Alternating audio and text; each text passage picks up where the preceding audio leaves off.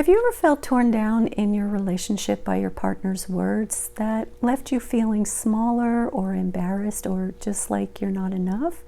Or maybe you've caught yourself saying something to your partner that you thought seemed harmless, but left your partner feeling shattered. The silent killer in relationships is subtly shaming each other without even realizing that we're doing it. It is so toxic, it erodes trust and connection without either one of you realizing that this is what's tearing you apart.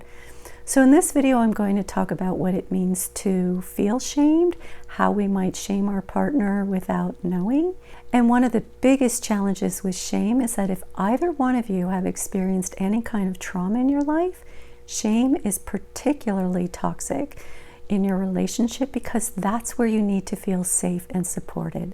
And the scariest part, most of us don't even realize that we're doing it or that it's happening to us. So in a moment of frustration, a shaming comment might come out in a sarcastic comment like, "Oh, great job doing the dishes," for once. Or a remark that feels like a comparison, like, "Why can't you be like so-and-so?" These small jabs leave your partner or you feeling like they are always falling short. And the thing is, if you want more from your partner, meaning growth and change, shaming them will always get you less of what you want. So sometimes shaming sounds like dismissive remarks, phrases like, "You're overreacting," or "You always make such a big deal out of nothing." These statements make your partner feel irrational and shamed for having emotions. And then there are those moments when we correct small mistakes, and even worse if we do it in public, or we exaggerate flaws, saying something like, "You always do this," or "You never listen to me." Over time, these words make a person feel as if they are endlessly failing. And shaming also sneaks in when we bring up past mistakes as ammunition in arguments like, "Remember last time when you tried to plan something? That didn't go so well." These subtle reminders keep a person tied to their past mistakes and with shame. Or maybe a person makes a disapproving remark about your interests. "You really like that show?" Or "Why would anybody spend time on that?" Your partner would feel shame for the things that bring them joy in life. Whenever a comment starts with, "What were you thinking?" or "Why would you?" that is such a red flag that that's a shaming comment. And then there's also the silent form of shame, like withholding affection or ignoring or pulling away physically. These silent treatments leave a person feeling unworthy of love and shamed. And then there are the jokes about sensitive topics, maybe about their appearance or their intelligence, that are framed in humor, but they cut deep. And sometimes even a well-intentioned offer to help, like saying, "You're just not good at handling stress," or "Let me do it, you're not organized," can imply that they're incapable and feel shamed. But shame can be even more subtle than all the examples that I just gave you. Maybe your intention is to give your partner helpful advice, saying something like, "You'd probably be better off if you did it this way," without realizing that you are subtly implying that their way isn't good enough. Or maybe it's an eye roll or a sigh when your partner is sharing something important with you. These small reactions communicate disappointment and make them feel diminished or belittled and shamed. But by recognizing these subtle forms of shame, that's the key to breaking the cycle and build the relationship where both of you feel valued and safe. And I get it.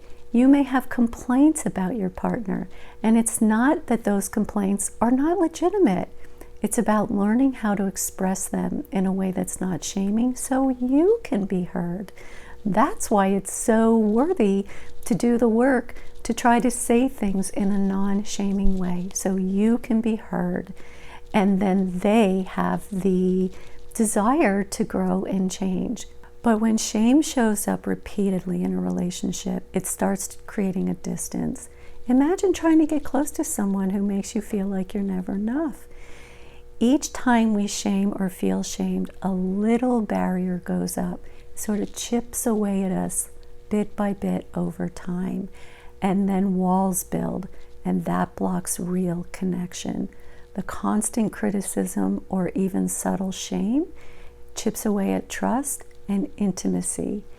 And you need to have trust and intimacy for your relationship to thrive. So if any of this sounds familiar, don't worry, you're not alone. We all fall into patterns sometimes of saying things where we don't even realize, how it is affecting our partner. It's human. And if we don't know we're doing it, how can we do anything about it? The goal isn't to be perfect, but to be more aware so you can say things that your partner can hear and so you can be heard. That's a win for both of you. So now let's talk a little bit about how to shift out of shaming in your relationship. Start by practicing curiosity instead of judgment. If your partner does something that frustrates you, pause and ask yourself, what might they be feeling right now? Or could you ask them a curious question that might be driving their actions? Like, can you explain to me why you would like to do it this way? Or can you help me understand why this is important to you? Instead of condemning them, give them space to be human. And you can build compassion for both of you in your relationship over time. And also remember to try to use I statements. Rather than blaming a person, you can say, I felt hurt when you didn't call, instead of you never care about my feelings. That is shaming, and that subtle shift to communicating what you feel, you will less likely trigger a defensive response and get a more understanding response. And finally, if you felt the effects of shame in your relationship, healing starts with being open with your communication. It might feel vulnerable, but expressing how certain words or actions make you feel can lead to understanding. A good partner wants to know how they impact you. And sharing your feelings can create that chance or give that opportunity for the two of you to grow together. And if you're the one who has unintentionally shamed your partner, don't shame yourself for doing that. A genuine, heartfelt apology can be a powerful way to rebuild trust. Let them know, I didn't realize that my words affected you the way that they did, and I am truly sorry, and I want to work on being more mindful of how I talk with you. Breaking the cycle of shaming requires intention and self-awareness, but it's worth it.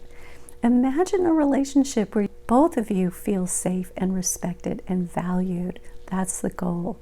And when we learn how to recognize how shame plays out and then learn how to support each other instead, you can build a stronger, healthier connection. So thank you so much for watching. If this video resonated with you, leave a comment below. Have you experienced shaming in your relationship, or have you unintentionally shamed someone, and what did you do about it? Let's keep this conversation going, and maybe you can help each other grow. And if you choose to subscribe, know that I deeply appreciate your support, and I hope that my content supports you in return. See you in the next video.